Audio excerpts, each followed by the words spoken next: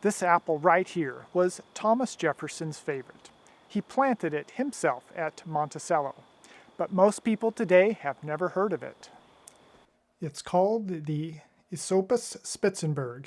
It was discovered sometime in the early 1700s near Esopus, New York, back before the United States was even a country. Just a wild seedling growing by the Hudson River. The Esopus part comes from that little riverside settlement in New York. And Spitzenburg? That's just Old Dutch flair, which roughly means the top or high apple from Esopus. By the 1800s, it was one of the most popular apples in America. You'd find it in orchards all across the Northeast. But today it's rare, like really rare, because it's one of the hardest apples to grow. It's susceptible to pretty much every apple disease known to mankind.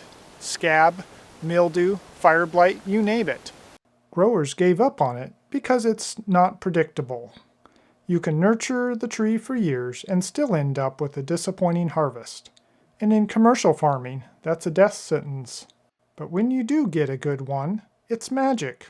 Crisp, firm, juicy flesh with a golden yellow hue. A flavor that's strong, balanced, sweet but tangy. And here's the trick. It actually gets better after a few weeks in cold storage.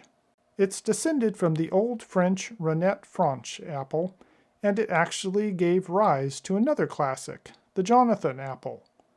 So the Spitzenburg is kind of like the grandparent of your modern grocery store apples.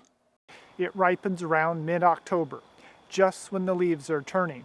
And while it's not the easiest to grow, or even find, it might be just one of the most historically important apples in America. The Esopus Spitzenburg. Forgotten by time, but still one of the best.